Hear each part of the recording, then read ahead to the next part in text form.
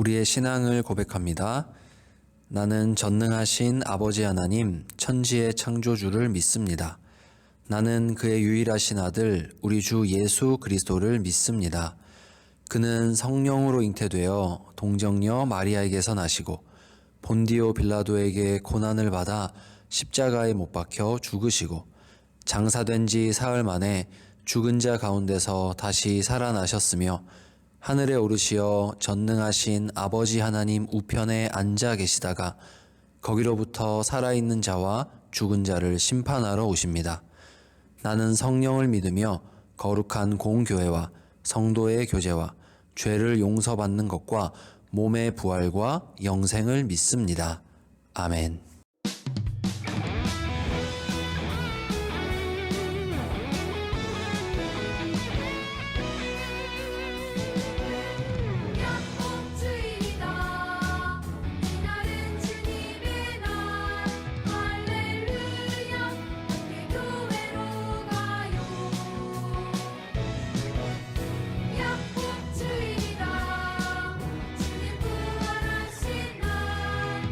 할렐루야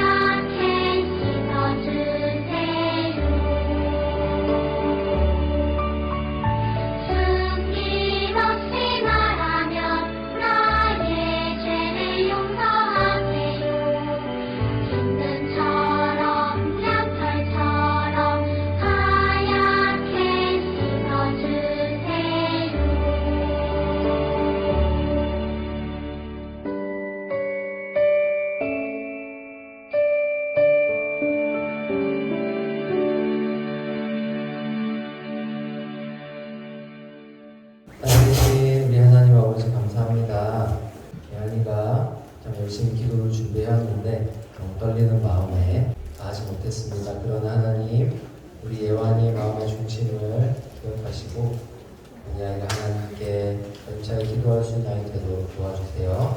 오늘도 하나님의 말씀을 함께 듣습니다. 들을 때 우리 마음 가운데 하나님 찾아와 주시고 하나님께 순종하게 하시고 하나님 최고의 고백하는 이 예배 시간 되도록 도와주세요. 감사드리며 우리 주 예수님의 이름으로 기도합니다. 네. 너희가 다 믿음으로 말미암아 그리스도 예수 안에서 하나님의 아들이 되었으니 누구든지 그리스도와 합하기 위하여 세례를 받은 자는 그리스도로 옷 입었느니라. 갈라디아서 3장 26절에서 27절 말씀. 아멘. 오늘 설교 제목 한번 읽어봅시다. 시작. 하나도 안 들렸어요. 다시 시작. 예수님 안에 살고 싶어요.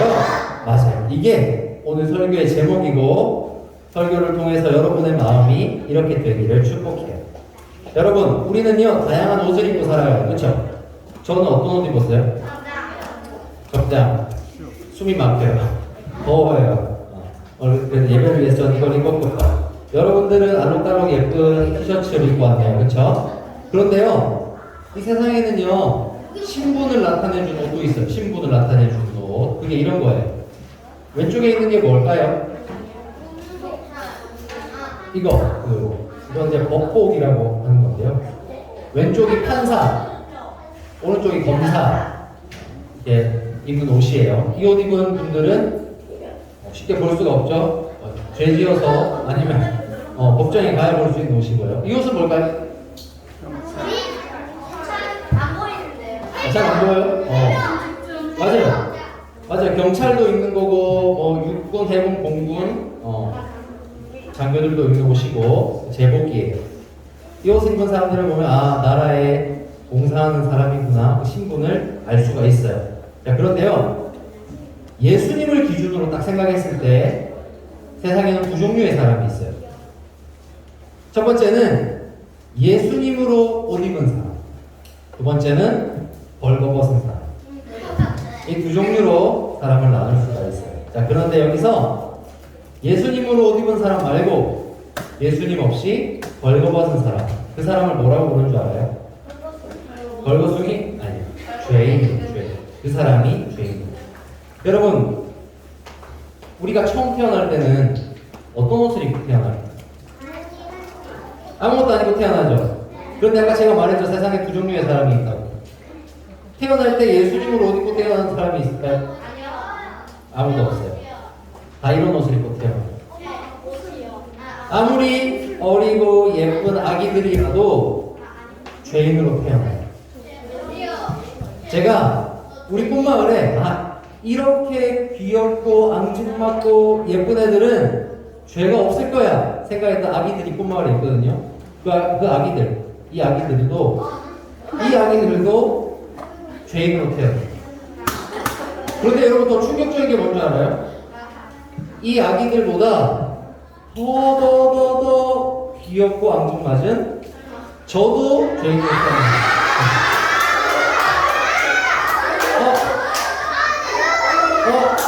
토하는 친구 누구지? 다은이 눈 가리지 말고. 자, 충격적인 거. 제가 제일 고개를 돌리는 거 아니에요? 봐봐. 죄가 없어 보이잖아요. 맞죠? 이런 귀여우면은 이런 귀여우면은 죄가 있을 수가 없잖아요. 그런데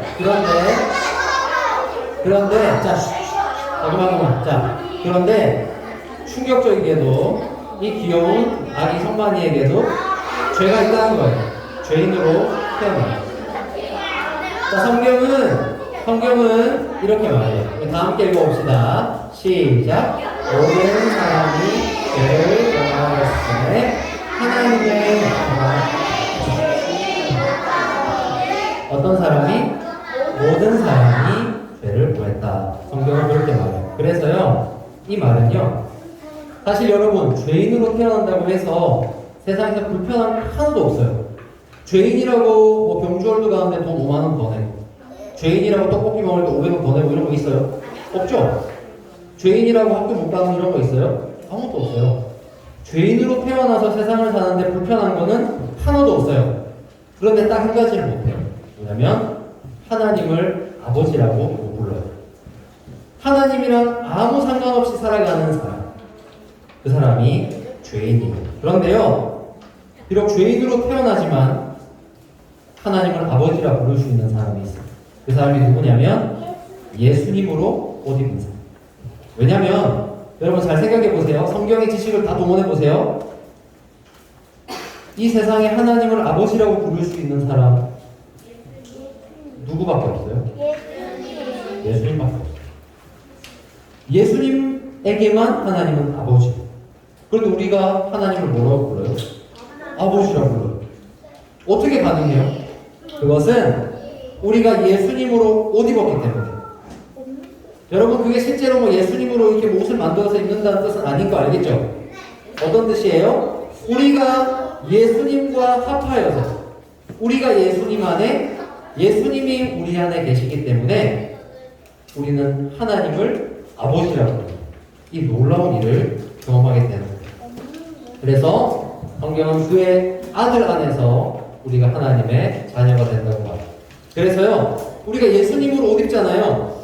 예수님을 구주로 믿고 그분이 나의 죄를 대신해서 죽으시고 부활하신 나의 주님이다 고백한 사람은요, 하나님 앞에서요 안경이 하나가 딱 씌워져요. 뭐냐면 하나님이 더 이상 저를 김예아 이렇게 안 보시는 거예요. 홍영광 이렇게 안 보시는 거예요. 앞에 뭐가 붙어요. 뭐가 붙냐면 예수님 안에 있는 김예아, 홍영광 이렇게 보신다고 해요.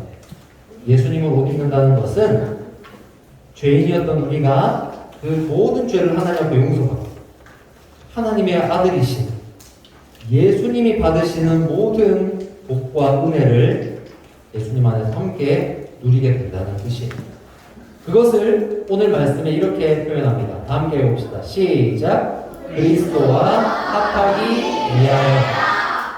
왜 이걸 하고 싶냐? 이 하나님의 복을 예수님 안에서 받고 싶기 때문에 나는 그리스도와 하나가 되고 싶습니다. 고백하는 거죠. 자, 그러면은 어떻게 그리스도와 하나가 될 수 있어요? 제가 한번 퀴즈를 내볼게요. 우리 꽃마을의 수준을 한번 중간 점검을 해볼게요. 자, 어떻게 하나님의 자녀가 되는가? 1번 믿음으로 된다. 2번 세례를 받아야 된다. 자, 어떻게 하나님의 자녀가 되는지 여러분 이때까지 배운 성경의 지식을 다 동원해보세요. 1번 믿음으로 된다. 2번 세례를 받아야 된다. 자, 1번 믿음으로만 된다. 믿음만 있으면 된다. 1번 아니다. 믿음도 있고 거기다 세례까지 받아야 된다. 2번 오. 자, 내리세요. 영광이 혼자 맞췄어요. 답은 1번. 오직 믿음으로 우리는 하나님의 자녀가 되는 거예요.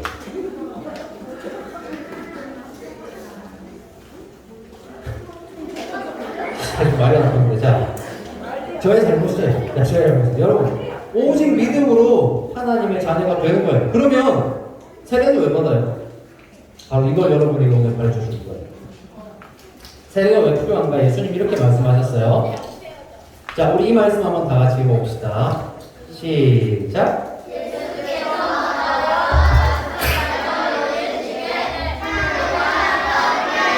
모든 권세를 내게 주셨으니 그러므로 너희는 가서 모든 민족을 제자로 삼아 아버지와 아들과 성령의 이름으로 세례를 베풀고 내가 너희에게 분부한 모든 것을 가르쳐 지키게 하라. 볼지어다 내가 세상 끝날까지 너희와 항상 함께 있으리라 하시니. 마태복음 28장 16절에서 20절 말씀. 아멘. 자, 예수님이 명령하셨어요. 뭐냐면 어떤 사람들을 제자로 막 삼는 거예요. 사람들을 제자로 삼아서 세례를 주는데 이게 뭐냐면 오직 믿음으로 예수님을 믿는 사람, 그 사람이 다 교회로 와서 하나님의 자녀가 되는데요. 그냥 스스로 혼자서 나 믿음이 있어요, 나 예수님 알아요, 이런다고 교회로 들어올 수 있는 게 아니라 믿음이 있고 믿음으로 구원 받았는데 그 사람은 반드시 이전의 삶을 버리고 나의 삶은 예수님의 것입니다 하는 그 고백을 증명한 사람, 교회와 하나님 앞에서 정말로 고백하는 사람을 교회 안으로, 교회 회원으로 받아들이라는 말씀. 자, 보세요. 좀 헷갈리죠? 믿음으로 분명히 하나님의 자녀가 돼요. 그런데 그 사람에게 반드시 나타나는 게 있는데 그것은 죄를 버리고 이제 나는 예수님의 것으로 살래요, 예수님과 하나가 되려고라는 간절한 마음을 가지고 그것을 고백하고 교회 앞에서 그것을 인정받게 되는 절차가 세례예요. 여러분, 주님은요 바로 이 세례를 주어서 모든 하나님의 백성을 교회로 불러보셨어요. 그래서 우리는 예수님의 명령에 따라서 전도하고 말씀을 가르쳐서 죄인들이 하나님의 사랑을 알도록 하는 거예요. 예수님은요 다른 어떤 열정을 가진 사람을 교회로 부르시는 게 아니고 예수님이 누구신지 아는 사람, 예수님이 나를 위해서 십자가 지시고 부활하셨다는 나의 구주라는 사실을 알고 믿는 사람을 다 이렇게 부르십니다. 여러분이 예수님을 믿죠? 여러분 믿죠? 믿는 그 순간 여러분은 예수님의, 하나님의 자녀예요. 그것은 변함없는 사실이에요. 자, 그런데 이제 앞으로 여러분이 해야 될 거, 그것은 나 예수님 믿어요, 야 하고 주일이다, 여기서 더 잘하자. 교회 앞에 서서 저는 예수님이 저에게 이런 분이에요 라고 고백하는 믿음까지 자라요. 그때까지 우리 꿈마을에서 여러분이 함께 자라가는 거예요. 그래서요 예수님과 함께 살고 죽기를 원하는 사람은 세례를 받는데요, 이 세례는 반드시 뭐가 필요하냐면 물이 있어야 돼요. 물. 여러분 처음에 요한이 세례 줄 때 어떻게 한 줄 알아요? 강으로 왔어요. 그렇죠? 강으로 가서 강에서 세례를 줬어요. 그래서 지금도 세례에는요 크게 세 가지 방식이 있어요. 첫 번째, 강에 온몸이 다 잠기는 거예요. 강물에 완전히 머리 끝까지 잠기는 거예요. 그리고 일어나는 거예요. 첫 번째. 두 번째는 머리 위에 물을 붓는 거예요. 머리 위에 물을 이렇게 뭐죠? 바가지. 뭐라고 그릇에 담아서 머리 위에 부어요. 그리고 세 번째는 우리가 가장 많이 본 이렇게 물을 찍어서 머리에 뿌리는 이런 세례의 세 가지 종류가 있어요. 뭐 겉모습은 다르지만 다 세례인데요. 과연 왜 세례에 물이 필요해요? 물로 세례 주는 게 과연 어떤 의미가 있을까요? 여러분, 세례에 물이 등장하는 이유는요 바로 예수님과 우리가 함께 죽었다는 것을 나타내기 위해서. 자, 세례는 항상 물이 빠지지 않는데요, 물이 어떤 의미냐면 우리가 물에 깊이 잠길 때, 내 머리 위에 물이 뿌려질 때 이것은 죽음을 의미해요. 이전에 내가 예수님과 함께 죽었습니다. 나의 모든 죄를 이 예수님께서 씻으셨습니다 하는 의미를 이 물이 담고 있는 거예요. 물이 가시적으로 보여주는 거죠. 그래서 물로 우리가 씻음을 받고, 자, 물에 잠겼다가 나왔어. 그럼 이제 난 어떤 존재예요? 이전의 모든 죄악된 행실과 이전의 모습을 버리고 이제 남은 평생을 예수님의 것으로 사는 사람으로 변화되는 거예요.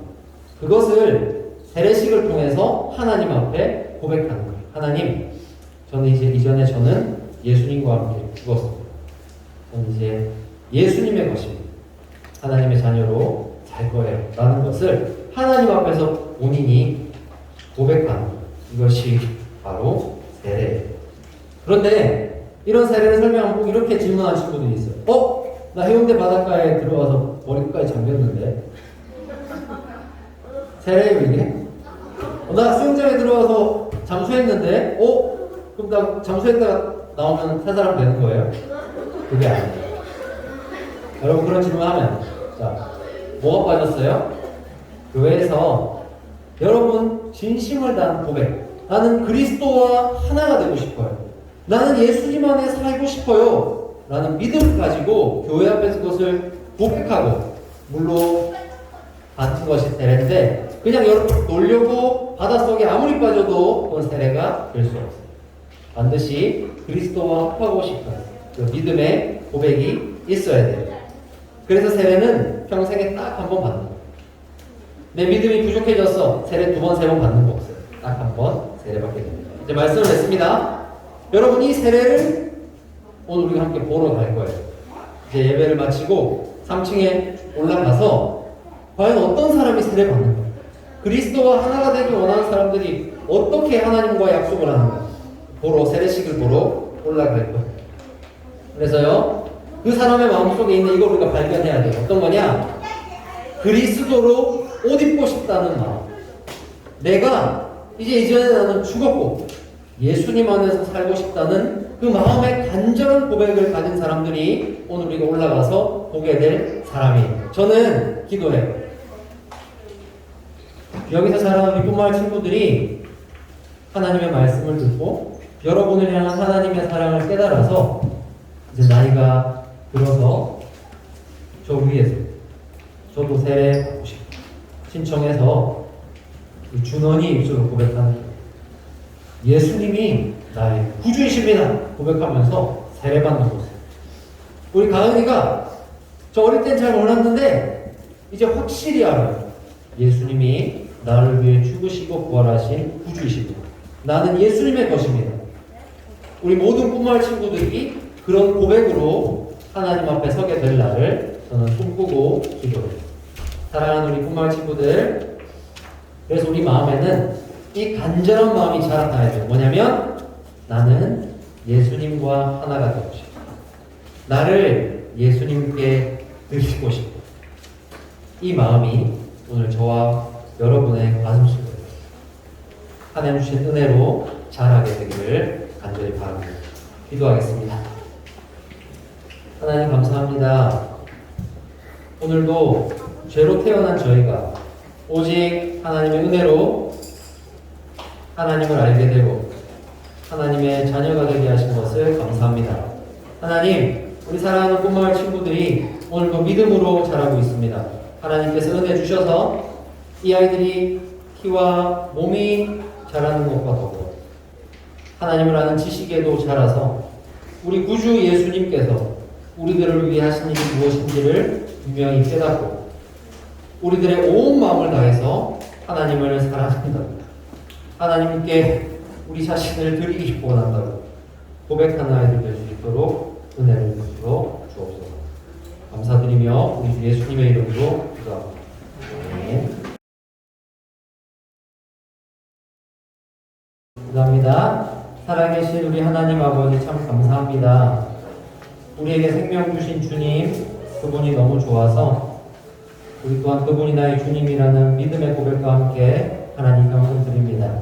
하나님, 연금 귀하게 받아주시고 어릴 적부터 하나님 우리의 삶을 책임지고 인도하신다는 믿음 가지고 자라나는 우리 꽃마을 친구들의 삶 위에 하나님 성경에 약속하신 복을 그대로 내려주시고 이들이 자라가는 모든 날 동안에 하나님의 사랑을 깊이 깨달아 알 수 있도록 은혜 베풀어 주시옵소서.